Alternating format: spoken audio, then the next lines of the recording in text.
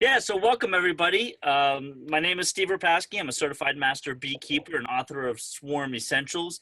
We're going to talk a lot of bit tonight about swarming. And with swarming, it's very often easy to just recognize the swarm hanging on a limb or hanging on a shrub or a post. But what we as beekeepers, whether we're a first year beekeeper or somebody that's been beekeeping since the age of 4, like myself, we often tend to overlook what's really happening in our hive. So tonight we're going to talk a lot about what's happening in the hive, not so much about trapping swarms and how to catch a swarm, but how to recognize the signs and symptoms of swarming within the colony itself. So next slide, please. So what is swarming? Well, swarming is a very simple process from the outside. Internally, it's a very complex process, but ultimately it's a natural asexual means of reproducing at a colony level. And oftentimes this coincides with a peak nectar flow early to mid-spring. Here in the East Coast, we are in the midst of our swarm season, albeit a very slim one at that. Our April consisted a lot of snow and rain and more snow. We even had snow into the first week of May here in western Pennsylvania. And it's been a cold, damp spring up until now. And typically for me, this time of year, I live in an urban area in the city of Pittsburgh, and I may get 20, 30, 40 phone calls a year about swarms. And this year we're only at about 5 to 10. So very decreased swarming behavior. And ultimately what we find out is a lot of managed colonies have died over the winter, and a lot of feral colonies have died over the winter. Now, certainly on the West Coast where the temperatures are a little bit more stable and you may not have extremes in seasons, maybe up north you do, but not so much down south, your swarms can happen year round. But ultimately it's an asexual means of reproducing at the colony level. We know that queens lay eggs, which turn into the adult bees. But when it comes to swarming, this is how they pass the genetics on and spread throughout a regional area. Next, please. So the role of swarming is very important. Historically, it's reproduction. Bees have swarmed for thousands of years. As I mentioned, it's their way of passing on genetic material and spreading to other areas. More recently, since 1987, when the Varroa mite showed up here in the United States, swarming plays an even more important role with breaking the brood cycle. And when you break the brood cycle of bees, you're also interrupting the Varroa mite cycle. So whether we like it or not, swarming is actually a very healthy thing to occur for honeybees. And ultimately, when a swarm does occur, it means that our bees are healthy, they're thriving. And of course, beekeeper education when it comes to swarms.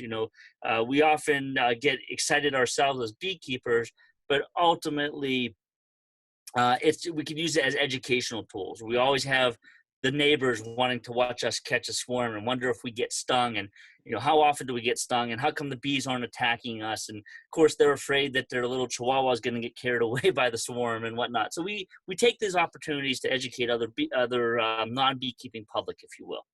Next. So the timing and frequency will vary. It varies widely on latitude, so north to south, drone production, the resources available, the time of day, and even regionally, state to state, north to south will vary. This graph that we're showing here just gives you a correlation of the number of queens that are being produced, which is the green graph, and the number of queens being produced. The number of drones being produced is the blue graph. The number of queens being produced is the green graph.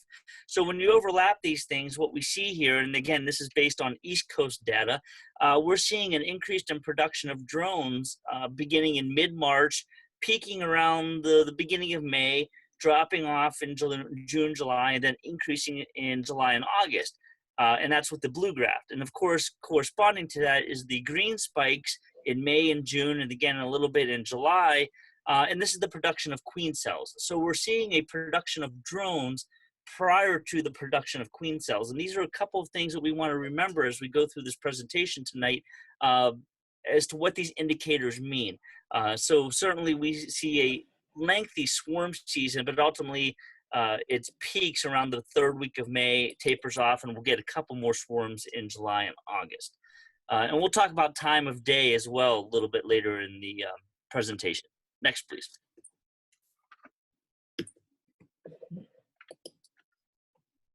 There we go. Okay, so as I mentioned with timing, back one, there you go.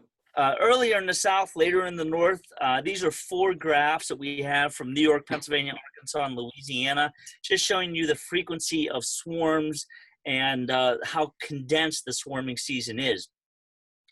Drone production, we talked about in that previous graph, how you will see drone production prior to the production of queen cells. And typically you'll see drones 4 to 6 weeks prior to a colony actually swarming. So when you start to see drones in your colony, that's a good indicator that you might want to get ready for some type of swarm management, or at least get ready to catch that swarm that's hanging on a limb here in about 4 to 6 weeks.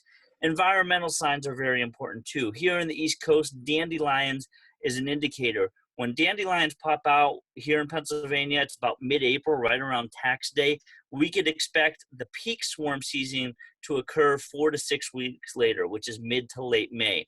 But that does not mean that's the first swarm. That means it's our peak swarming. Typically in Pennsylvania, we get our first swarm calls around the first week of May, same as in New York. But as we move farther south with different type of floral sources, different seasons into Louisiana, the swarm, obviously spring comes earlier, the swarms come earlier, but there's an environmental sign for each region. So in California, it might be a particular bloom that hits. And you want to ask around and talk to some of your more experienced beekeepers who've been around for a long time. Talk to some of the professors at UC Davis. Find out what type of bloom is coming on strong there prior to the swarm season. As we mentioned early on, a swarm will coincide with a peak nectar flow. So that's a very important concept to remember when it comes to planning for your swarm behavior in your colonies. Next, please. So how often will a colony swarm? This is a very common question. It's one that is there's a misconception that goes along with it. Oftentimes, newer beekeepers think that a colony will only swarm once, when in reality, a healthy colony may swarm 2, 3, 4 times, depending on the size of the colony, depending on the race of the bee, dependent on resource abundance. The more nectar and pollen that's available, the more brood is produced because of those increased resources. And when you have increased brood, you have increased congestion, which could allow that colony to swarm multiple times. An interesting number to remember is that a frame, if you take a deep frame full of brood on both sides, every frame that emerges with adult bees, you're looking at an increase in population of another 5,000 to 7,000 bees. So if you have a colony with 5,000 or with 5 frames of brood, and it all emerges within the first few days, you have an increase of 25,000 bees in addition to what you've already had. So you certainly have a lot of congestion that takes place. So that colony can swarm multiple times to relieve the pressure. One other thing we'll talk about here a little bit later, but I want to mention now, is colony equilibrium. Colony equilibrium plays a role in how frequent a colony will swarm. And ultimately what colony equilibrium narrows down to and boils down to is that the number of queens available and the method of regaining that equilibrium. And to keep it simple right now, a colony in equilibrium is 1 queen, numerous workers, and a bunch of drones. What those numbers are obviously will vary by colony, but keep that colony equilibrium in mind, because we're going to talk about that a little bit in detail a little bit later here. Next, please. So other influences on swarming, there's a lot. We talked about brood congestion. We talked about the coinciding with, excuse me, with nectar and pollen resources. But there's things that happen inside the colony that we can't really perceive. You have pheromone dilution with the queen pheromone. As the number of workers and nurse bees increase, the queen pheromone gets diluted more and more and more, and the bees recognize this. And during the right times of the year, it can trigger that swarm impulse, which then gets them going into the mode of producing queen cells, producing more drones, and getting ready for the swarm that may take place. A lack of space. is an influence on swarming. How much usable space do these bees have? One of the big errors that we often see with newer beekeepers is they see their colony getting strong, they see swarm cells beginning to develop, and they throw on an empty super or an empty deep that's undrawn foundation. That is not usable space to the bees. And once the swarm impulse begins, their focus, if you will, is not on growing and producing wax. It's now getting ready for this swarm that's going to occur in the next 7 to 14 days. So a lack of space for them to use is an influence on swarming. Crowding conditions, resource abundance, we talked about. Genetics. Some bees tend to swarm more than others. Russian bees are known, or at least have the what's the word I'm looking for? They're deemed to be swarmy bees, if you will. And that's not necessarily true, but they certainly do swarm a little bit more than Italians, not as much as Carniolans in some places, but certainly genetics do play a role. Environmental conditions, is it a hot day? Is it cold and rainy? Those have an influence. And of course, the age of the queen. Older queens tend to want to swarm and reproduce. Younger queens may stick it out a year or two before they want to swarm. So if you put a new queen in your colony in August, she's less likely to swarm that following spring versus having a 2 or 3 year old queen in your colony where her urge is to reproduce and split off and swarm. Next, please. All right. So we're not going to go off on this slide in detail, but I did want to just show you how complex the swarming behavior actually is. We view it as a little bit more of a simple procedure, but when you really break it down, this was work done by Dr. Christina Grosinger at Penn State. Alina worked with Dr. Grosinger for a number of years here.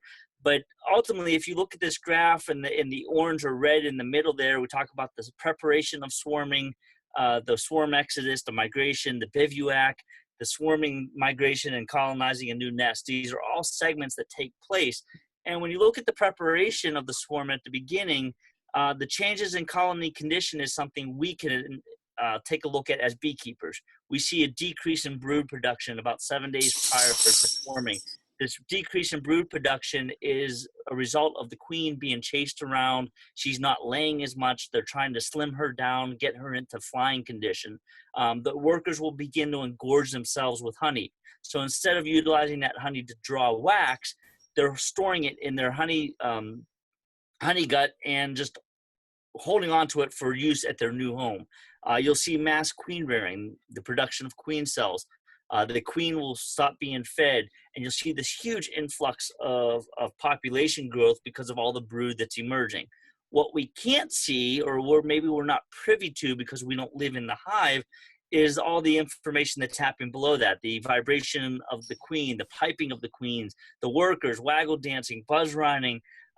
These are things that we may catch, but we may not, because oftentimes we're not in the hive often enough. Once the colony swarms, we get pheromones that play a huge role as far as which direction the bees are going, where they're going to land. Are they going to move into your neighbor's house, or are they going to move into the swarm trap that you have set off 50 or 100 feet from your bee yard? So the pheromones we can't see, but we know they do play a role. Once they land on a limb, we could start to see some of those changes where the waggle dances occur as they try to find a new home. You might hear the piping of the queen communicating to another virgin queen that might be in the colony, or workers communicating with the queen. More buzz running, and that swarm takes off, they move into a new home, and now we're back into a new colony. So it's a very complex and very unique behavior. We need to kind of simplify it down so that we understand it as beekeepers. Next, please.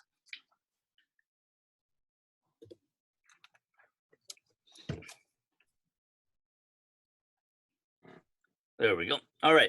So there's ultimately 3 stages of swarming that I like to break down the swarming behavior into. The first stage is what we call pre-swarming. This is the leading up to the actual issuing of the colony or issuing of the swarm from the hive. This is where we might want to engage in swarm prevention. We're not going to talk a lot about swarm prevention because That's another whole talk in and of itself. We could spend lots of time on it. But this is where we would do swarm prevention splits. We might cage the queen to slow down her laying of the eggs. We might do multiple splits. We might add supers. We might add deeps. Oh, back one, please.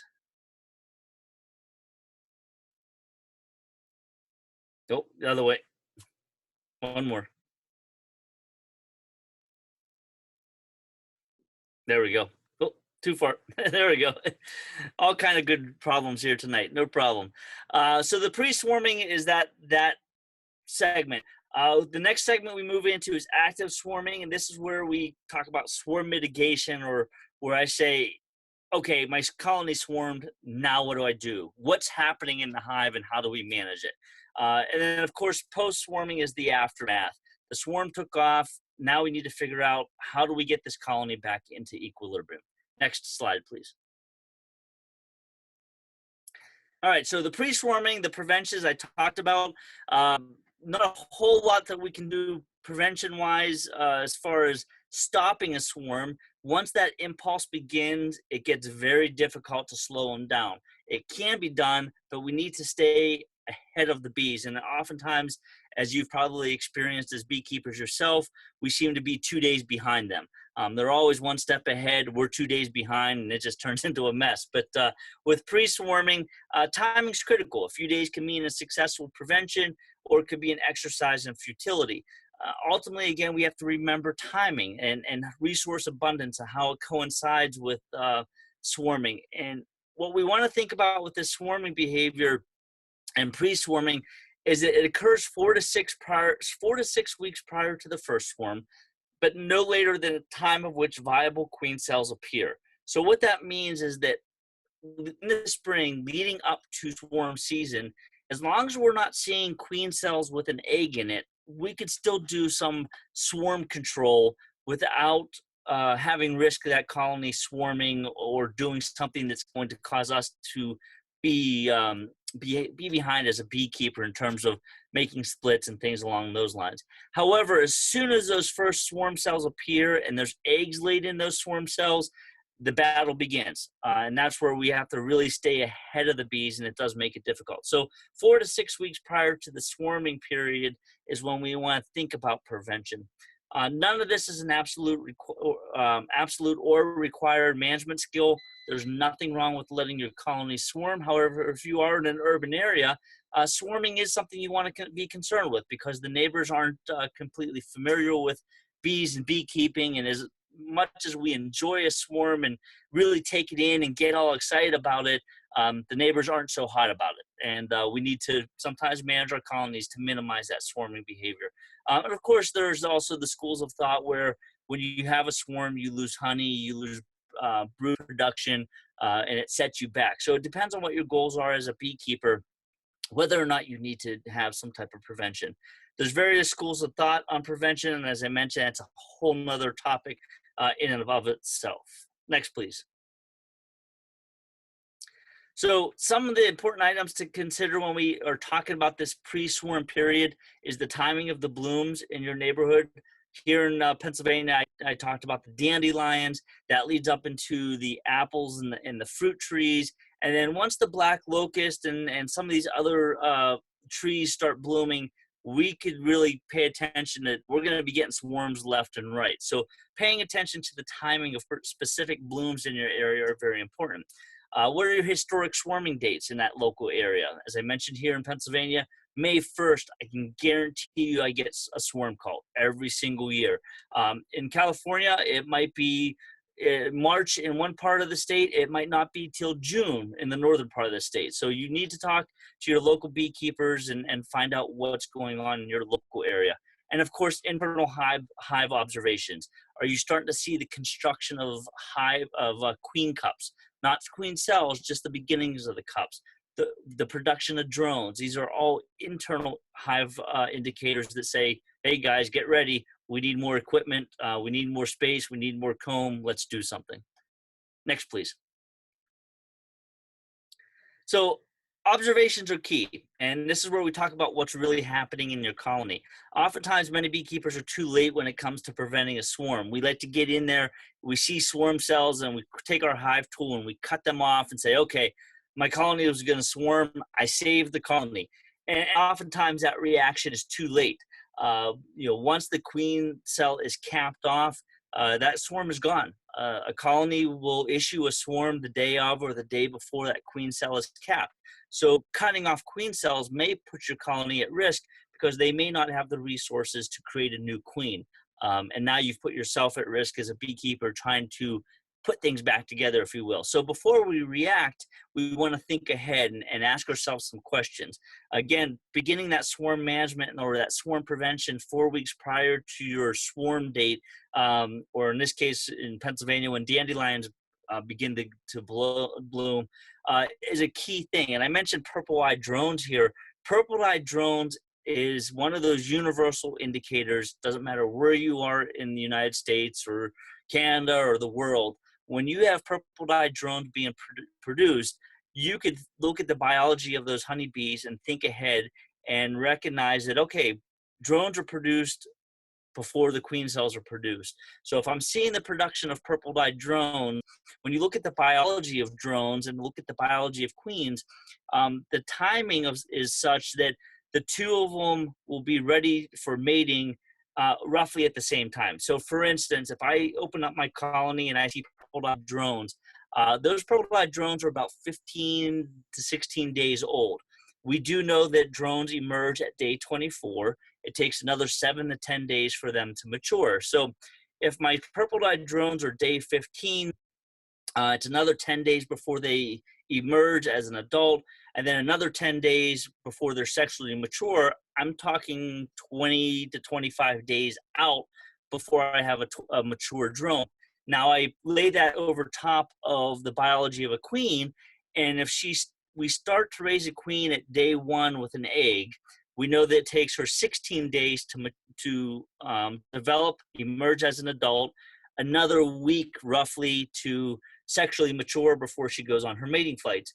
So we're now at roughly 24 to 25 days before we have a sexually mature queen. So the development of a purple-eyed drone basically is going to tell you that, hey, you're going to have queen cells here within the next 10, 14, 21 days. So those types of observations are very important when you're looking in your colony.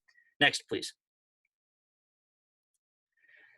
So this is a quick list of prevention. We're not going to talk about all of them, but some of the ideas that are out there: reversing hive bodies, artificial swarms or making splits, using young queens in the previous fall, caging the queen, adding supers, checkerboarding, cutting cells, making splits.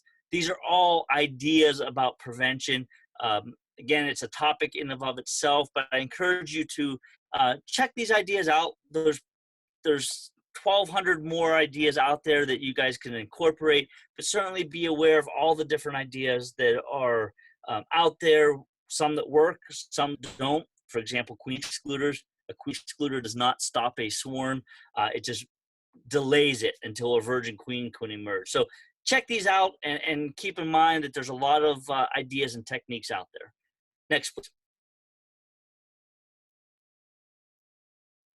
All right, so once we get through the prevention stage, as I mentioned, is that time period leading up to the point where there is an active queen cell. Once we see an active queen cell, meaning that there's a cell with an egg in it or a larvae, depending on how old it is, we now get into what's called active swarming mode. And this is a period where there's queen cells of all ages that are present, and we may or may not know that the colony has swarmed. It's a very small window of opportunity to do something or to recognize what is going to happen. Because ultimately, you have from the day that that egg is laid in the queen cell to the day that it's capped, which is when the swarm will leave the colony, to do something. So you have a 7-day window, and actually probably only a 5-day window when you start looking at our weather and opportunities to get in the hive and things like that. So ultimately, the easy part is seeing the swarm hanging on a tree limb, right? We've all been there, or hopefully have been there, caught the swarm. Hey, I caught a swarm. It's great, free bees. But now we do need to start questioning ourselves, what's happening inside the hive? Even better yet, which hive did they come from? Because oftentimes you may not, unless you're watching a colony issue from a hive, you may not recognize what colony it came from, because after about an hour, once the colony swarms, the hive goes back to normal. And you may open up the hive, and one of the big misconceptions I hear from beekeepers is, well, I know it wasn't my hive because when I went in it, there's still lots of bees. Well, keep in mind that we talked about that increase of population of potentially 25,000 bees from a population that was 25,000. So now you're at 50,000. If a colony swarms, it takes up roughly a third to half of the bees with them. You lost 25,000 bees, you're back where we started. So it still looks like a lot of bees. So we have to pay attention to what is going on inside that colony. And before you act, we want you to investigate. Do a little beehive CSI and figure out what's happening so that you can take the right steps in making sure your colony regains equilibrium and gets back to producing bees and honey for you. Next, please.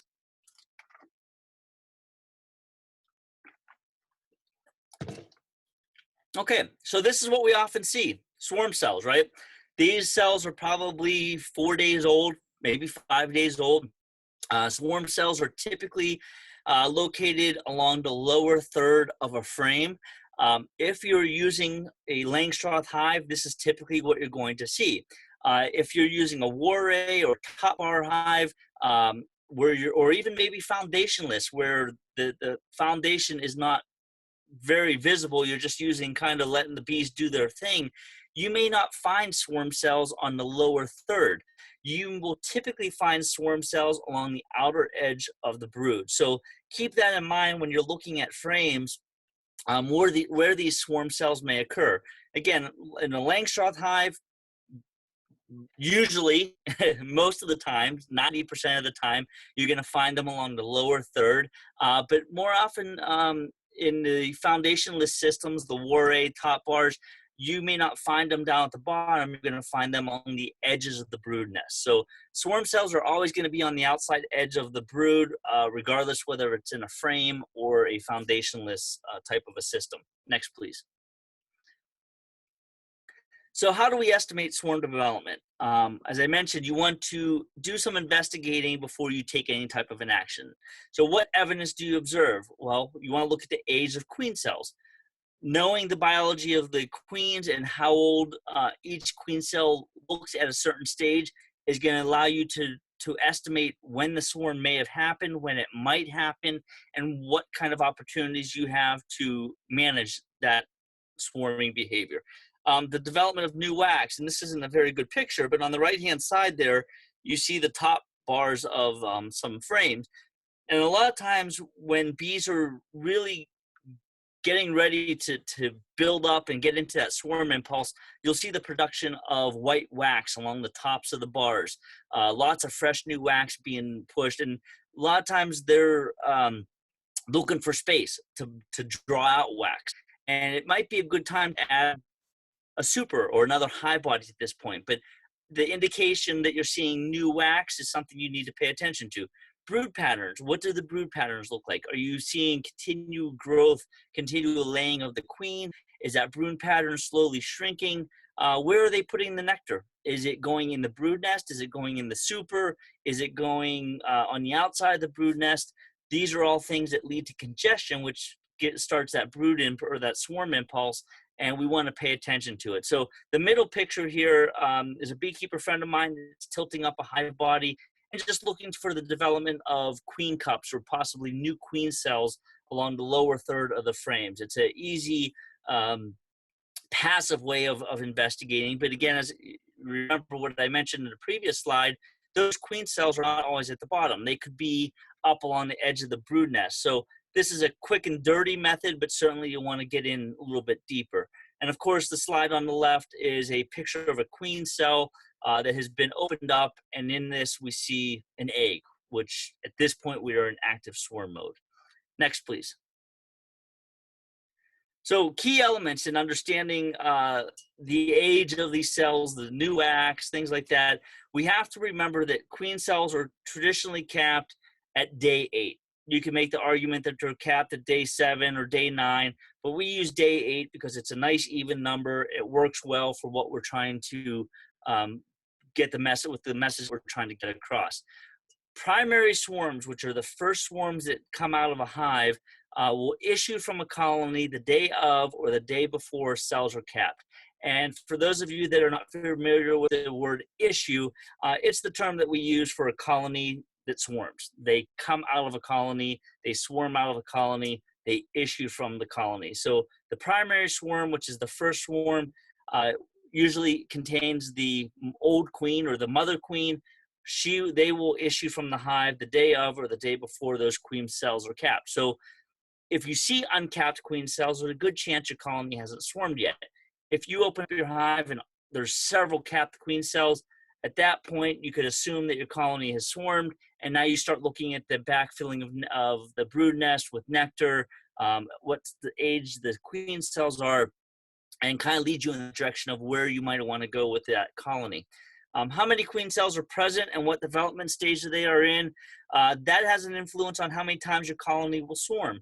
Secondary swarms, which are your swarms after the primary swarm. So it might be the second, third, fourth, fifth swarm that comes out of the hive. They're all what we call secondary. They issue with one or more virgins. So you might have one virgin that leaves. You might have upwards of 12 or 15 virgins that are leaving with those secondary swarms at once. They will typically occur 8 to 14 days after the primary swarm. And again, another misconception I mentioned earlier is that one of the things that newer beekeepers believe is that a colony will just swarm once and then that's it. And then they're kind of shocked when 10 days later or 14 days later, there's another swarm hanging on their branch. And it can't possibly be theirs because their colony already swarmed. Well, this is the secondary swarms. And when you look at the biology of the queen cells, your first colony swarmed with the old queen the day that queen cell got capped. So you're at day 8. You now have 8 days later before the virgin emerges. She takes a couple of days to mature and harden up and get ready to fly. And now you have your secondary swarm. And oftentimes that'll contain multiple virgins. So we could have multiple cells emerging, which cause multiple swarms, sometimes 2 or 3 on one day. So it gets a little crazy in the bee yard at times if you're not really paying attention. Next, please.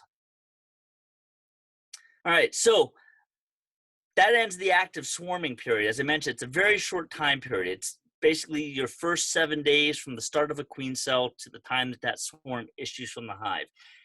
We often miss that part as beekeepers because we're not in our colonies very frequently. Where we are in the hives after the fact, right? We seem to have always missed the swarm, or we show up and they're hanging in the tree. Well, this is where we get into what we call swarm management. And before you do anything in that colony, you want to evaluate the condition of the brood. This is really going to be an indicator of if that colony swarmed, when that colony swarmed, and what do you need to do. So if a colony swarms, the queen's no longer there. And depending on how long ago she swarmed, you might have some eggs, but most of the colony, the brood is going to be in the late stages of development. 4, 5, 6 day old larvae. It might be capped or pretty close to being capped. You'll see the backfilling of the brood area with nectar. You'll see queen cells that are sealed. They might have been emerging already with virgins, or you might have seen aborted queen cells. And you have to understand that equilibrium takes time. This is what we mentioned earlier, that equilibrium is in a colony of bees consists of one queen, numerous workers, and drones. So this takes time to get back to equilibrium, especially when we throw it off with the production of multiple queens. Next, please. So colony equilibrium, as I mentioned, one queen, many workers, many drones. We have multiple queens being produced. In order to get back to equilibrium, we have to have queen elimination, right? It's the battle royal of the queens. And ultimately, there's 3 mechanisms of elimination after the primary swarm. So again, the primary swarm takes off with the old queen. Now we're left with just organized chaos within the hive. And the good thing is the bees know what the heck they're doing. Without us, they don't need to read the books that we create for them. They don't need to check out the YouTube videos. They've got it all figured out. We're there to mess it up. and hope that they correct it for us by the time we get back in there after our 10-day inspection time period. But when you look at the three mechanisms of elimination after that primary swarm, first one is queen on queen elimination. This is where you have queens battling it out. It's the virgin queens that have emerged. They're out running around and they find each other. They fight it out within the colony, and the survivor carries on with the secondary swarm, potentially stays behind and takes over that colony, but more often than not, with a healthy colony, it's going to swarm. Sometimes this queen on queen elimination takes place while the swarm is moving from its old hive to its new location. Many times I've walked up to a swarm hanging in a tree, and you might find a couple of small little balls of bees on the ground. And if you look closely and dig through them, oftentimes you'll find workers that are balling the queen, killing her by heat. You might find two queens fighting. So this process of queen on queen elimination can occur at any point from within the old colony, at the temporary resting spot on a limb, or even after the fact when they've moved into their new home, and they fight it out to the death there. Your second option second mechanism of elimination is pre-emergence destruction. This is where virgin queen goes around and finds the cells of her sisters. She'll chew a small hole in it, sting her sister to death. And at that point, the workers will tear down the cell, pull the carcass out, and eliminate it. And of course, the third mechanism is secondary swarm departure. This is where they kind of reduce the numbers of queens by swarming 2, 3, 4 times. And all of these mechanisms can occur simultaneously depending on the number of queens that are produced within a colony itself. Next, please. So going back to equilibrium, one of the things that we lack as beekeepers is patience. We want to see eggs in a mated queen right away.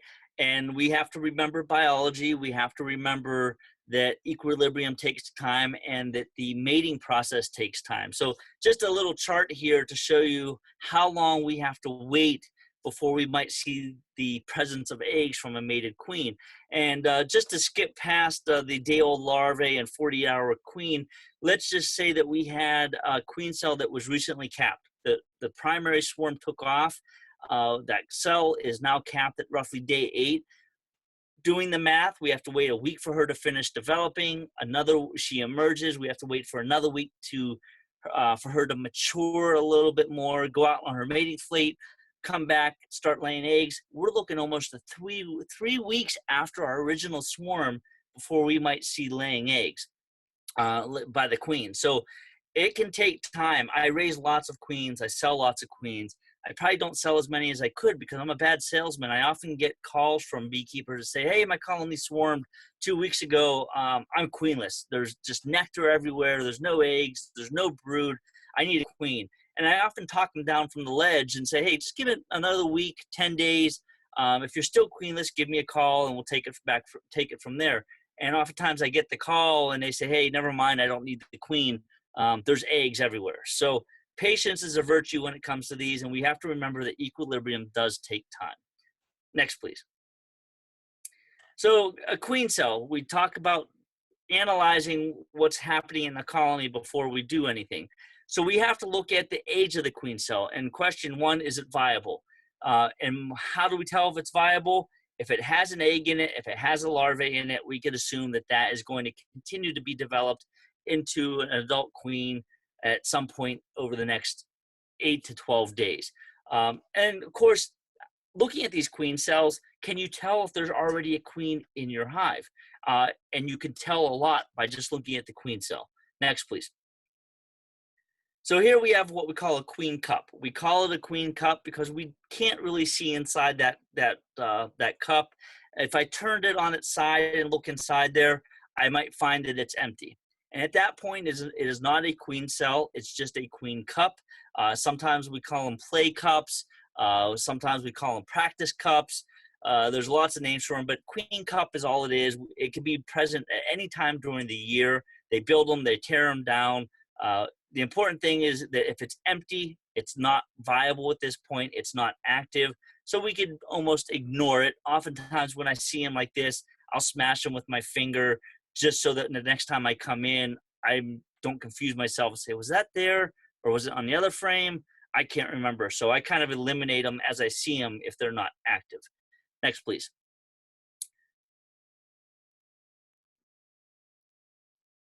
Oh, yep. So here we have an active queen cell. This is a cell with an egg.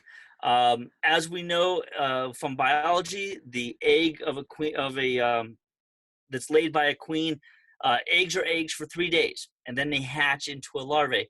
We could tell how old this queen cell is by looking at the stance of the egg. When an egg is laid very fresh, it stands upright. And at day 2, it starts to lean about 45 degrees. At day 3, it lays down flat and then hatches into a larvae. And this is a difficult picture because of the angle, but we can look and see this is actually almost laying down pretty flat. It's just past the 45-degree angle. So this cell is actually a little over 2 days old. So that gives me an idea of when the queen was there. We know she was there within the last 3 days because it's an egg, but it hasn't hatched yet, so we know it's still on the younger side of the cell. So again, age determination can be very easily determined by looking at the structure and what's happening. So we're looking at a 2-day queen cell at this point. No royal jelly just yet. Next, please. Here's a much larger cell. This cell is older. Again, difficult to see because of the angle, but if we look in there, there's a very large fat larvae in there sitting in a nice luxurious bed of royal jelly. We can see the elongation of the queen cell occurring, and the tip of that cell is starting to close off, but it's not closed off quite just yet. Lots of white new wax on the outside edges of the sides of the cell. This cell typically is probably going to be in the 6 to 7 day range. Almost capped, not quite. But again, it's a very active cell. Can I assume that the queen is still there? More than likely, yes, because it's not capped. But we also have to take into consideration the other signs that we're seeing within the colony. Next, please. Here we have a capped queen cell. It's at least 8 days old. We know that much because the cells are capped at day 8. But we know it's not emerged yet, so it's younger than 16 days. So it's somewhere between 8 and 16 days old. And actually, we can narrow it down yet even more. And if you look at the very tip of that, it's still a very thick, heavy, waxed tip of that queen cell. But as queen cells get closer to maturity and they begin to what we call ripen, right before the queen is ready to emerge, the bees will actually chew the wax off the tip of that queen cell and expose just the cocoon that the queen has spun inside that cell. When that exposed tip is shown, it's roughly 15 days old. Typically 14 to 15 days old is when that happens. So in this case, we actually can determine that the queen cell is anywhere between 8 and 14 days old, and it's not quite ready to emerge just yet, so we don't see the tip chewed off, if you will. In this case, if you had found this in your colony, it's a safe bet that your colony has already swarmed, and this is a virgin that potentially could head up the colony if she gets out and gets mated. Next, please.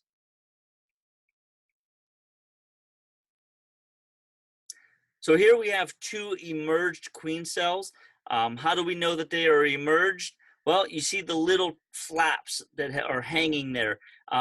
As the queen emerges, she chews her way out of that tip, and just like a hinged door, it falls away and she emerges. So in this case, we have 2 queen cells that have emerged. You see some brood that still has capped, and to the right of those queen cells, you see a lot of nectar being backfilled into the brood nest. This is a good sign. One, it means that you have a successful emergence of a virgin queen. Now the next question is she going to get mated? The other question that could be asked is, did my colony swarm? It certainly did, because we're looking at emerged versions. But the next question would be, well, did it swarm once, twice, 3 times? We don't know from this picture, but we do know that the potential is there to have a mated queen come back at some point, knowing that equilibrium takes some time. Next, please.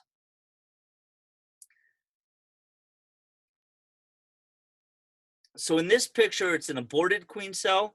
On the tip of it, you could see that the cap is still in place, but you see this large hole in the side of the cell. Lots of cap brood around, which is good, a nice population of bees surrounding it. But that queen cell has been killed by um, another queen. So a queen has come along, killed her sister queen. The workers chewed the cell open, took the carcass away. The good news is that you have a queen, right? Because you had to have a queen to kill the queen that was in that cell. Your colony did swarm at least 10 days ago. And now we just have to, again, wait for equilibrium to kind of sort itself out and hope that our mated queen or a virgin queen goes out and gets mated and comes back. So aborted queen cell tells you a lot as well. Next, please. So there's different types of queen cells. We talked about age and how age tells you a lot about your potential of swarming and how to deal with it. But there's also different types of queen cells. The type of queen cell will give you information on the health of the colony. And the time of year is less important than the type and age of the cell. So it doesn't really matter if it's March, April, May, June, July, or August. What matters is the type and age. So if we talked about the age, how that can tell you where we are with equilibrium, but let's talk about the type. Next, please. So here on this, we have swarm cells, right? On the lower third, oh, there it is. On the lower third, the frame's sideways, but if you look on that lower third of the frame, these long peanut-shaped queen cells, there's probably 5 or 6 there. These are swarm cells. This is what happens during the springtime. This is what we're talking about here today. Look at the frame, packed with cap brood, very healthy population of nurse bees taking care of that brood, lots going on there. So again, that's a good indicator of a healthy hive. Next. But then we start talking about supersedure cells, and supersedure cells are an indicator of a not so healthy hive. And this picture actually was taken during our swarm season here in Pennsylvania. It was taken about the 3rd or 4th week of May a few years ago. We see lots of cap brood on the outside. We don't see a whole lot of brood there as you approach the middle of the frame, but I see 2 peanut-shaped cells there in the upper 2/3 of the frame. That is a classic position for supersedure cells. And of course, we should understand that supersedure cells is a process of replacing the queen that's not doing well. They are a planned event, just like a swarm is. They plan to swarm, so they need these queens, so they produce queen cells or the swarm cells. And in this case, with supersedure cells, the queen is failing, whether she's injured, not producing enough pheromones, she's not laying enough eggs, and they understand that she's failing. And if they want their colony to continue to thrive, they need to replace that queen. So they'll build these supersedure cells and get a replacement queen that's up and running and laying, and they'll either kill the old queen or they'll let her just coexist until she fails completely and they exile her and get rid of her. But again, this occurred during what is our swarm season, but they are supersedure cells. So this colony is not going to swarm. However, it is in the process of trying to get it back on its feet, so to speak, and get back to a thriving, healthy queen and that's laying and keeping that colony going. Next, please. So emergency cells is the other type of queen cell. Again, this colony this is a picture that was taken in the 1st week of June here in Pennsylvania a few years ago. And the story behind this was a person that I was mentoring called me and said, "Hey, I need a queen. I think my colony swarmed and there's brood emerging, but there's no eggs being laid." And she happens to live about 10 minutes from me. So I said, I'll come over, check it out. I was out and about anyways. And we opened up her hive, and the first frame I pulled out was this frame. And you could see very little honey on the outside, lots of brood on the frame. The middle, you could see the brood has been emerging, but on the outside edges, starting on the top left and going counterclockwise, there's a number of cells, and those are large queen cells. but not quite as large as a supersedure cell or a swarm cell. And that's because these are emergency cells. They are not planned. They are not able to construct them in a way that they can feed these larvae large, copious amounts of royal jelly. This is a situation where the queen just up and disappeared, and they had to react. So they recognized that the queen was gone because of the lack of pheromones being produced. So they quickly found the youngest larvae that they could find, and they turned them into queen cells. And if we look at this frame, we could tell exactly what happened and when it happened based on this picture. So we know that queens will start in the center of her frame and lay concentrically out, and the oldest brood would be in the middle, the youngest brood would be on the outside. In this case, we could see that the brood has emerged from the middle. It's the oldest brood, and where the queen cells are, it's on the outside edge. That's where they produced these emergency queen cells. But we also know they're emergency because of the large number of them, and also how short they are. There wasn't a whole lot of time to plan them. They had to build them quickly. Again, this happened during swarm season, but because of the situation, the production of queen cells does not mean the colony will swarm. It just depends on the situation they're at. The backstory to this was we went through the hive, and she happened to be took notes, and it turns out that she was in her colony about 12 days prior, and she accidentally killed her queen. And it jived with what we were seeing because we don't see eggs. All the brood is capped. The queen cells are capped, which means that they were at least 8 days old. And if we opened up a couple of them, you could actually tell that they were probably 10 to 12 days old. So all of this information biologically coincides with what she did 12 days prior, which was do a ninth inspection. She had a healthy, strong colony. She actually was thinking about splitting this colony, but unfortunately she killed her queen instead, and it actually set her back a little bit. So we cut the queen cells out, we killed all those queen cells, and we introduced a mated queen the next day, and that hive was up and running very quickly after that. Next, please. So now we question ourselves.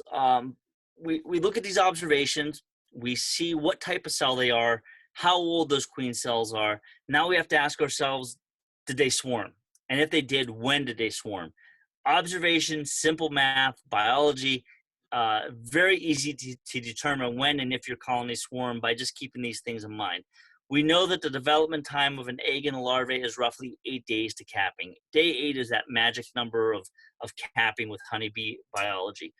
Based on known development times of your worker brood and queens, right? Workers are 21-day development, queens are 16 days, and we know the mating biology.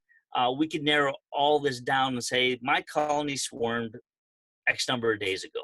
Next, please.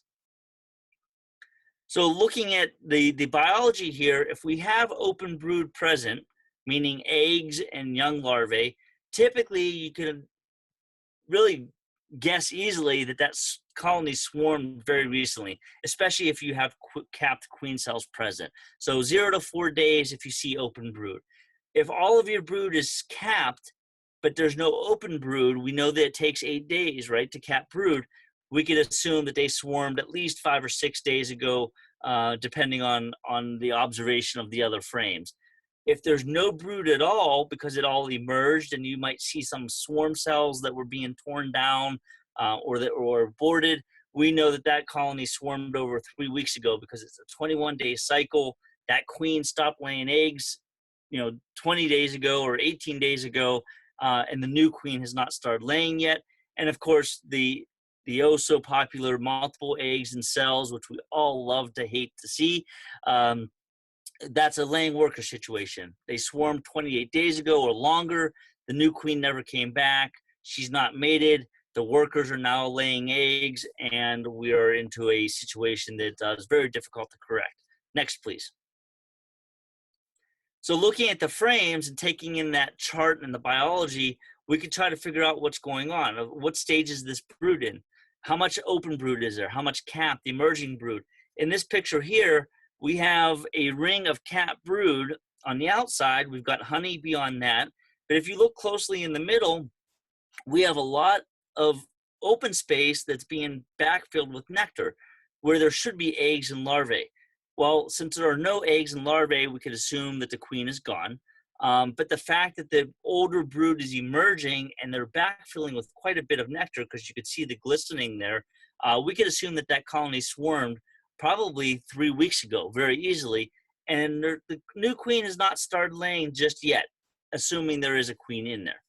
Next, please.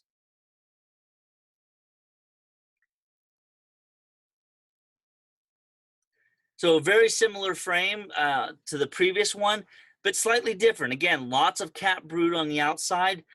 In the middle of this frame, we should see larvae and eggs, which we don't, but what we do see is a few cells where they're starting to backfill with nectar. So again, this colony swarmed probably 3 weeks ago, but not as long ago as the previous colony, excuse me, because of the amount of nectar being produced or being stored. This has less nectar being stored, so they didn't have enough time to really backfill the brood nest as they have on the previous slide. Next. So this colony, classic brood pattern, lots of pollen, lots of nectar, very few bees, but it's actually really not healthy. This is actually a laying worker situation. You could tell by the very spotty brood. You've got very random age classes. Remember that queens will lay the same age class, so it emerges in waves, starting in the middle, working its way out. Here, we have young brood mixed with capped brood, mixed with emerging brood, and it's all, I call it a mountainous look. Lots of bullet-shaped cells, and it ends up being a laying worker situation. If we look closer, you'd actually see 4, 5, 6 eggs in each cell. It's just a laying worker situation where the queen never made it back. They didn't have the resources to produce another queen, and the workers began to start laying eggs on their own. Of course, they're unfertilized eggs, so you end up with a bunch of miniature drones running around, and ultimately the colony would fail in this situation. Next, please. Here we have another healthy frame. We talked about the production of white wax. You could see all the wax here on the top of the frame. Lots of capped brood, and if you look real close at the bottom of that frame, there's at least 5 or 6 queen cells in here. This was one of my colonies a few years ago that I had gone into. They had been bearding heavily during the mornings, at a time when the workers should have been out foraging. So I finally had a chance to go into this colony, and this was actually a colony that was headed up by a queen from Mike Palmer. Those of you may know of Mike Palmer up in Vermont, famous for his overwintering successes and very good queens. And this was one of the queens I had received from him, and she was doing very, very well. And my heart sank because I pulled this frame out and I see the queen cells, and they were just capped, from what I could see. Tons of bees in there, tons of bees. Well, I decided to go through the colony anyhow just to see, because there were no swarms in the trees. And I went through this colony 3 times, and I actually was able to find her because she was marked. I had a paint dot on her back. So I separated her out and took care of some queen cells. In a situation like this, I actually will remove all but 2 queen cells. I made a split with her, got these guys situated and under control, and I came back a week later and there was a swarm in the tree, and I thought, oh, well, now what colony swarmed? Turned out my Mike Palmer queen was doing so well, she plugged up the nuke she was in and swarmed out of the nuke anyway. So it goes to show you that despite what you do, the bees are going to do what they want anyways. But never hurts to go through your colony anyhow. Just make sure you go through it well before you kind of cut some queen cells out and decide their path before you're sure of what's going on within the colony there. Next, please. So this chart here, this is actually in the book, Swarm Essentials. It's just a simple yes or no flow chart to kind of give you an idea of where you might want to be thinking. Think before you react. Ask yourself questions, and what are the answers to those questions? Do I see the queen or eggs present? Yes. Well, are there queen cells present? Yep. Are they open cells with larvae and royal jelly? No. All right. Well, then are they capped? Yep. Is the queen present? Nope. Well, then the colony probably swarmed. You need to come back. So it takes you through a bunch of different scenarios, kind of gives you a guideline as to what you might want to be thinking, especially as a newer beekeeper or even an experienced beekeeper, um, down as you go through your colony. So this is in the book Swarm Essentials. Next, please. So what do we do? My colony swarmed. What do I handle? How do we do this? We need to monitor the hive for additional virgin queens or queen cells, right? If they produce multiple queen cells, you have the chance of multiple swarms. So we need to mitigate that and manage for that. Do we make splits? Do we remove queen cells? Do we just let the colony do its own thing? That's up to you as an individual beekeeper. You want to monitor for eggs 2 to 3 weeks following to make sure the colony is queen right. And that's 2 to 3 weeks following the last swarm, not the first swarm. Because remember, the primary swarm takes off. You may have another swarm 10 to 14 days later. And depending on how many queen cells and at what age those queen cells are, you might have 3, 4 swarms in a row spaced out every few days. So for 2 to 3 weeks after your last colony or after your last swarm, you want to monitor to make sure it's queen right. If not, add another queen. You might need to split or remove additional swarm cells to prevent after swarms or what we call secondary swarms. Next, please. So there are pros and cons of swarming. We've talked about the natural break in a brood cycle. It's very healthy for the bees, helps them clean up if there's any diseases going on in terms of like sac brood and things like that. It breaks the mite cycle, which is very important this day and age. You get a freshly mated, vigorously laying queen. You have an increase in the number of colonies. If you capture your swarms, they're great for genetic replication. You have this one colony, the queen is doing really well. You might take advantage of those swarm cells that she's producing to make additional splits so that you could harness some of that genetics that you have going on there. Swarms are great for wax production. You toss a swarm into a box with new foundation or foundationless frames, and they're going to draw out wax very, very quickly. And educational opportunities. It always is very helpful to talk to the neighbors, the people walking by, the kids, the media, the police officer, whoever it is might be there. You always take that opportunity to show how gentle honeybees can be and how important they are to us as beekeepers and to certainly for pollination. Of course, the downsides is you have a loss of field force and honey production, potentially. I've caught swarms, put them into a box that still produced honey that same year. So it could vary colony to colony.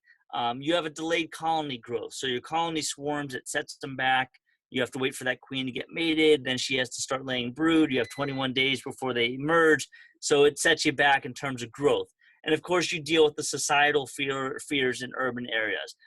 The kids are going to be carried away. The chihuahua is going to be carried away. Somebody's going to get attacked on their lawnmower.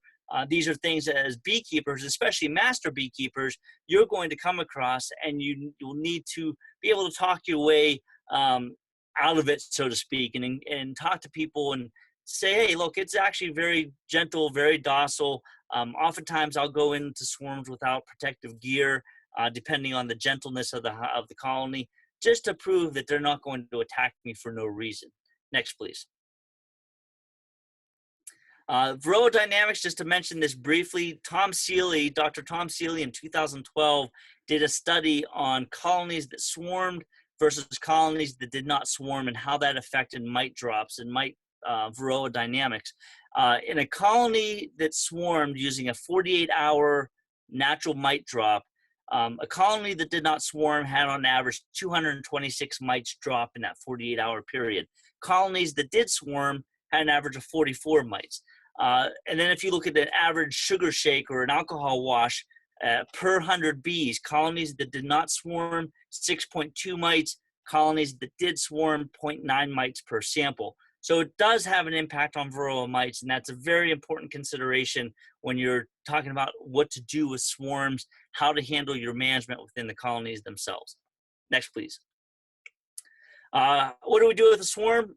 Don't return them to the mother colony. You have exasperation of the condition that caused that swarming, and they'll just swarm again. But so what do? You make a nuke, you increase your colonies, you use them to draw out new foundation, and then pick a queen that you like best, pinch off the one and recombine the colonies. You could do a 2-queen system. You could sell it or give it away as a package. You know, there's lots of beekeepers looking for bees, and swarms are one of the easiest ways to make a few bucks, especially if they're a very strong, healthy swarm. Next, please. Other influences, swarms, they occur on warm, sunny, relatively calm days. Oftentimes in Pennsylvania, early May through late June, we'll see them. And the important thing, and this is probably universal, is that swarms will issue between the hours of 11 and 2. If you could spend any time in your bee yard at all, those are the hours to do it, because you're going to catch a swarm coming out of your colony and hopefully have it land on a tree that's 2 feet off the ground rather than 60 feet off the ground. Compare that to orientation flights that occur mid to late afternoon, 3 to 5 p.m. Two very different types of biological occurrences, but certainly swarms will issue 11 to 2. In fact, I have a large yard at the Pittsburgh International Airport, and one of the folks that works out there takes their lunch during that time period, not the entire time, but they take in their hours or so lunch in my bee yard because they've taken interest in the swarms. They pick up the phone, they call me and say, "Hey, Steve, we have a swarm," and I'll head out there and pick it up. So 11 to 2 is a prime time to be in your bee yard during swarm season. Next, please. So orientation flights, we talked about happening 3 to 5 in the afternoon. It's a very distinct flight pattern, up and down, left and right, very close to the hive, very tight on the hive, versus robbing, where you have frantic flights all over the hives, bees fighting at entrances, more bees trying to go in than coming out of the hive. Often this time happens during a nectar dearth. And then, of course, not to be confused with bearding, occurs in late summer here in Pennsylvania, late in the day and evening. All the workers come back. It's too hot in the hive, so we're hanging out on the front porch. And it usually relieves itself by the morning as the foragers go off to do their daily runs. If you see this type of bearding occur into the morning, 9, 10, 11 o'clock in the morning during a swarm season, what that is just a lot of congestion due to an abundance of nurse bees, an abundance of field bees that are refusing to work because they know a swarm is imminent. So you want to make sure you get in there and do something to that colony and prevent that swarm from happening. Next, please. Fall swarms, we get a lot of that here in the East, or starting to get a lot of it. We're not sure what it is. We've called them suicide swarms or usurpation. Usurpation is very common with Africanized bees. We're also wondering if maybe it's just a relieving of population pressure, because some of these swarms have no queens in them. It's just a big cluster of bees, and one of the theories is that these very large colonies realize that they can't support such a huge population, so they kind of relieve the pressure and they go off, and most of them don't survive. Oftentimes it does coincide with a fall flow and some drone production, but we really don't know a whole lot about fall swarms. Next, please. A brief mention on usurpation, because especially California, Arizona, you guys do get some Africanized bees down there in the South. Usurpation is a method where one colony takes over another colony. Oftentimes it's a mated queen with a small swarm of workers, typically 1,000 to 2,000 bees, if that. They will enter a managed colony. The workers kill that queen and basically take over the colony and its resources. It is suspected that pheromones play a role in the event. Oftentimes, weakened hives that have virgin or failing queens are more susceptible than very strong populous colonies. Next, please. And I should mention, too, that usurpation is very common with Africanized honeybees. Africanized honeybees and their swarming, they swarm just like any other races. The difference is that they can swarm year-round because they like warmer tropical environments. They swarm more often with less bees. And also their swarming can be very distinctive. You do have the reproductive type of swarming, as you do with the European honeybees. You also have non-reproductive swarms, in this case the usurpation swarms, and also the migratory swarms, which they basically abscond and follow the rainflow. I just spent 2 weeks in Kenya here in February, And we talked a lot about the migratory swarming behavior of African honeybees. Next, please. So in summary, we want to be proactive and not reactive. We want to start early and be attentive. Go ahead and click another one. You want to ask yourself questions and analyze the consequences of the answers to those questions. What happens when I trim that limb as I'm looking up at that cluster of bees and I don't have my veil on? Don't worry, I was just trimming around the swarm. I did put my veil on, and ultimately I used a bucket to catch that swarm. But we have to think about what happens if we do this before we actually do it. Next, please. And don't limit yourself. Don't be afraid to try things. You're going to find out very quickly if it works. The good news is that most of the time the bees are going to correct our mistakes, and you're going to learn a lot in the process. I often say that the definition of success is not whether or not your bees survived or how much honey you made, but it's what did you learn from those bees. So ultimately, we have to remember that time does not stand still in the bee yard. It often seems to speed up, but we have to manage our bees. There's no excuses for not getting into your bees. I sold a queen to someone today, and they said, well, I might get it today. Maybe I'll wait till Saturday. It's supposed to rain this week. And I said to her, look, if you need a queen in that colony, you need a queen now. Whether it's rainy, windy, you have to get in there. You can't put it off just because you have other things going on. You need to manage your colonies and do it correctly. You owe the bees that much. Remember that beekeeping is both an art and a science. The science is the knowledge. We could teach you these types of things, but the art is the application. And you cannot be a beekeeper without both of those. And it does take time. The art is the hardest part. We could read all the books in the world, but until we're actually out there doing it, you're never going to learn and gain as a beekeeper. I've been beekeeping since I was 4. I'm 42 now. I still learn. Every day I'm in the bee yard, and I still make mistakes every day. And I've got a friend that helps me that reminds me of those mistakes. So read beekeeping magazines, scientific journals, beekeeping books. Facebook is not one of these things. Facebook is probably one of the worst places to get beekeeping information, unfortunately. But stick to the magazines, the scientific journals. You guys are in a program with UC Davis. That's a fantastic source for information there. So stick with it and continue to learn. Next, please. So I always put this in my presentation because it's kind of funny and kind of true. The stupidity of your actions are directly proportional to the number of bees swarming. Oftentimes, I think no matter what I do, my bees still swarm. And my favorite saying is "stupid bees," because it's just they do what they want. So it is what it is. Next, please. Don't be afraid to learn, for sure. And of course, shameless advertising. Swarm Essentials is the book. You could get it through wickwaspress.com. You could order through me directly. All of the major bee supply houses carry these. And certainly, if anybody out there would like me to come speak to their club, whether it's in person or via Skype or something like that, we could certainly arrange that. And I think that's the last slide. I think the next one is a question slide. And with that, yes, questions. So I thank you for your attention. I know we went a little bit over time. I'm more than happy to stay on for as long as it takes to answer questions. And I hope you guys took away some valuable information. And if there's any questions, more than happy to answer them. Thank you. Can you hear me, Steve? I can. Awesome. So are there any questions out there? You can unmute yourselves and ask away. Audio. Can you hear me? Can do, Sandy. Hi, Steve. Thank you so much for the lecture. It was great. So Thank you.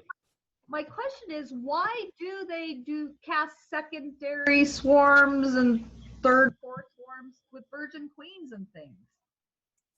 Sure. Yeah. So swarming, again, remember going back to the equilibrium. Swarming is one way of gaining equilibrium. It may be queen on queen elimination. It might be a sister queen killing another sister queen through the abortion of the queen cell. But secondary swarms, well, let me back up. Swarming as general is a way of spreading their genetic material. So the primary swarm is the main genetic push, but the secondary swarms, which can be your 2, 3, 4 swarms down the line, is also genetic material in that virgin queen, but it's also the way of eliminating excess queens in order to get back to equilibrium. Okay, thanks. Thanks, Sandy. Anyone else? I have one more. Sure. Okay, so at what point is it 28 days from when you lose your queen that you have to start worrying about laying workers? No, and yes. It varies widely from colony to colony. So one of the variables is how much cat brood that you have.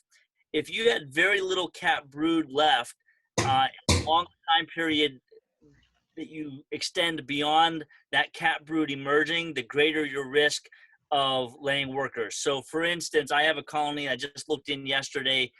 It swarmed, but I've got lots of cat brood in there. So I'm not too worried about laying workers yet because they're still dealing with the pheromones produced by the brood.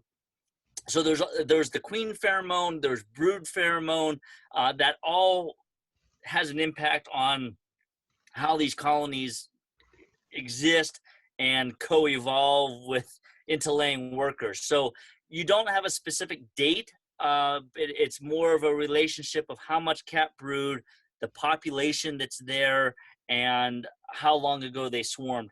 Typically, my guidance to the folks I talk to, I look to be 21 days out, and I start to question whether or not I need to be concerned with no queen coming back from her mating flight. One of the things I didn't talk about, but I often mention to the people I mentor, is if you're really questioning if you have a queen or not and the length of time that colony swarmed, you could do what's called a frame test. And that's basically taking a frame of young eggs and young larvae from another colony, putting it into the colony that's in question, and giving it about 5 days. If you go back after 5 days and there's queen cells that are drawn out, you know that your queen did not come back and they don't have a queen. So you could go ahead and install a mated queen. It'll save you the $30 or $40 of putting a queen in there and having them kill her because there's a queen running around. She's just not laying eggs yet. So doing the frame test is a nice, cheap, easy way of testing the waters and to say, okay, do I have a queen or do I not? Because oftentimes you'll go through a colony and find a virgin queen running around and she just hasn't started laying yet. And that's very typical to take a week to 10 days for a mated queen to start laying, depending on resources, population growth, so on and so forth. You said the 21 days, and that's 21 days from? The 21 days is from the time that I suspected that colony swarmed. Okay, thank you. Yep. Great questions. Thank you, Sandy. Anyone else have a question for Steve? Why do they swarm with virgins? Well, because there's no other mated queens, right? So there's only one mated queen to swarm. So again, it's a population issue. So a very, very strong colony needs to relieve congestion, right? There's no room for all of those bees in there. So after the mated queen leaves, there's still a lot of congestion in that colony, and there's excess queen cells. They will swarm again. So it's virgins all that's left. So that's what they go with. So when the virgin swarm takes off with the virgin queen, and then they find a new place to hunker down, she still has to go out and get mated then, right? Correct. Yep. So a virgin queen will not go out on her mating flight until they've settled into their new home. Okay. Yep. All right. Great questions. Anyone else? So we have also seen swarms in our bees, and similar as the photos we saw right after the bees starting to put like lots of nectar into those places where brood is usually. Are they moving that nectar around eventually to make space again when there's a queen back again, or are those frames essentially full of nectar and there will never be enough space for Yes, yes, yes to both questions. So ultimately, and I should have taken a picture of it. Ultimately, they're backfilling nectar because there's so much nectar coming in. They have nowhere to put it other than where the brood is. However, as soon as the mated queen is back and she's ready to lay, they will actually move nectar out of those frames to give her a space to lay. Occasionally, you'll get frames that are just bound up with honey, and you're either going to have to extract it to make more room or replace it with an undrawn frame of some sort. But I just checked one of my mating nukes today. Well, it's not a mating nuke. It was an actual full-blown nuke. They had swarmed, and they had backfilled pretty much everything with nectar. But there was a virgin queen in there last week. I checked it 2 days ago, and she's mated. You can see that her body's elongated, and she's definitely a mated queen. And they started to remove the nectar from the middle of a frame, and there's just a small, probably a 50-cent piece of eggs that she started to lay. So they will move nectar around as needed. Great. Good question. Anyone else? I have a question. Sure. Thank you, Stephen. It was a great presentation. I've got 3 questions. So I hear you about Facebook, but it is fascinating to go on there and read some of the questions that people pitch. So one of them was deciding if it was laying workers or was the queen laying too many multiple eggs getting started in a cell. Do you see that?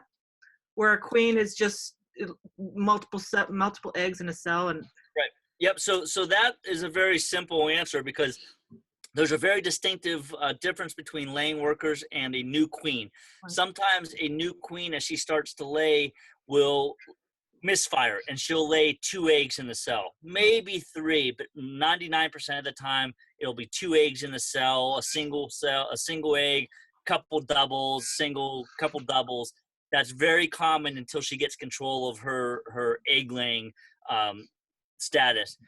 Laying workers, on the other hand, it's not just one laying worker, it's multiple laying workers. So you could have several dozen workers that are laying eggs, and they're just laying eggs all over the place. And an average laying worker cell is going to have 6, 7, 8 eggs in it, if not more. Rarely will you see single or double eggs in a laying worker colony, and if you do, it's often you'll see them attached to the side of the cell because their abdomens are not long enough. So if you see a single egg in the cell and it's on the sidewall, that's chances are the beginning of a laying worker situation, and that's actually a good time to correct it before it really gets going. But if you see 2 eggs in the bottom of a cell or a single egg in the bottom of the cell, that's a guaranteed. It's just a new queen kind of getting used to herself. Okay, so my second question is about the piping, the queen piping. Yes. It seems to be kind of counterproductive for virgins to participate in that because they're being sought out by the hatched queen, correct? In a way, yes, but again, remember, it's colony equilibrium. So the colony may choose to send off a secondary swarm, or it may just say, you know what, we swarmed once, let's get back to business. So yeah, it seems counterproductive to us, but the bees know what they're doing. And they may choose to only swarm once because they say, hey, we relieved our pressure. Let's just get rid of excess queens fighting it out and be done with it. The other thing to remember, and I didn't mention this either, is that a lot of times colonies will keep virgins captive in their cells until they are either needed in terms of a secondary swarm, or they're choose to be killed or fight into the death from the other sister queens. So you'll often see sometimes you'll pull a frame out, and there'll be 5 or 6 queen cells there, and they're all capped, and then all of a sudden they're all emerged. And that's because the workers are tending to those cells, keeping them caged, so to speak. But when we go in there and disrupt it, all hell breaks loose, and now you've got virgins running every which way. We were with Larry Connor several years ago in a bee yard watching a Russian colony swarm, and we went into that colony about 2 hours later, and we ended up catching something like 23 different virgins that were emerging from cells. So counterproductive to us, yes, but the bees know what they're doing, and they decide what's going to happen with those virgins. Okay, my third question, and that's my last one, is the success rate of virgins who go off and mate. Do you have rule of thumb about, is it 89% in the beginning of the season, 43% towards the fall? You're talking about percentage of successful matings? Yes. Yes. Okay, sorry, because you were breaking up at the beginning. It varies year to year. It varies region to region. I can tell you here in Pennsylvania, early in the season, we had fantastic mating returns. Right now, it's crappy for some reason. I don't know what's happening. We're not getting any virgins to return. But ultimately, it depends on the amount of drones available. And you're going to have probably a lower return rate or a mating success rate in July, or at least here in Pennsylvania, when there's less drones available, and then more again in August and September. I can get successful queen matings all the way through the end of September here in Pennsylvania because there's drones available. So as long as there's drones available, you can have successful mating. As far as percentages, timing wise, I don't have those numbers that I could say for sure. Yeah, this is what you would expect. It varies year to year. Okay, thanks. Sure, thank you. Yeah, great questions. Anyone else before we say goodnight? Going once? Going twice? Well, Stephen, looks like you've answered all of the questions that we could come up with at this point. I'm sure we'll have many more as the evening wears on, and as we will have an opportunity actually to revisit this because we record it. Okay, and great. we post it on our California Master Beekeeper Facebook page. Oh, that's good though. That's a good yes, Facebook page. it is. It's a closed group. It's an excellent group. Yeah. So lots of great sharing there. Or my information is on that last slide there. Feel free to email me. I'd be happy to answer any questions. Obviously, the book has a lot more information in it than what we can cover tonight. And hopefully I didn't bore anybody too much, but it was certainly a pleasure talking with you folks. And I enjoyed every minute of it. Yeah, and we did. I know we did. And I am sure taking away a whole pile of new knowledge that I never had before. And I better read your book is what I better do. As what a lesson in beekeeping I had through swarm management. I'm amazed. So thank you so much for your incredible, valuable time and knowledge and your skills and abilities that you were able to share with us this evening. And we look forward to catching up with you again at some other event, some other place, some other bee yard. Absolutely. Thank you very much. You guys have a wonderful year. Thank you. You too. Take care, everybody. Bye-bye. About the book? Can you still hear me? The book? Yeah, it does the management, like doing splits and stuff. Is there information in the book on that? Yes. So, yes, there is. And actually, that's the companion book, if you want to look at that way, to the Essential series. So we talk more the management aspect about what we're recognizing in the book. When you start talking about splits and things like that, the other book that you want to pick up is called Increase Essentials by Larry Connor. That's tied to the Swarm Essentials, the whole Essential series. There's 5 or 6 books there that all build upon each other, and it's, as you'll find out in beekeeping, there's never just a single book that answers all the questions, right? So the swarming focuses on the internal, but certainly builds upon Increase Essentials. And when you read all those books, you get that light bulb that turns on. And you go, aha, this makes sense. But Increase Essentials would be the perfect companion book to that, to talk about making swarm prevention splits and how to do it correctly and what type of equipment you want. Great. Who was the author of that book? Larry Connor. I'm sorry, I didn't hear her. Okay. Who's the author?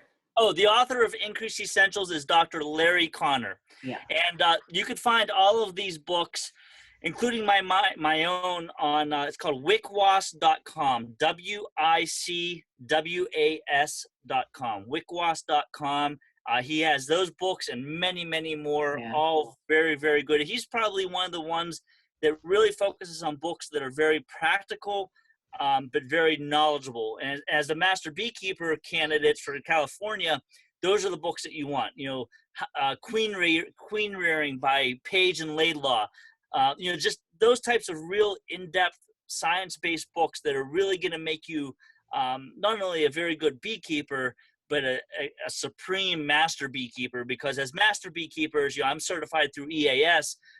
You know, we're educators. We're expected to know almost everything.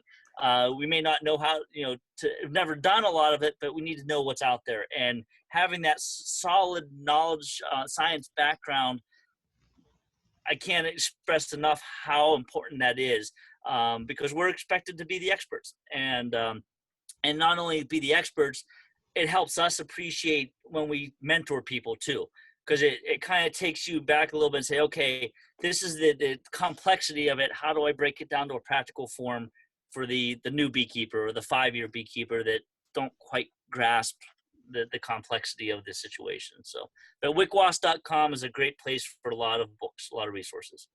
That's great advice. Thank you, Stephen.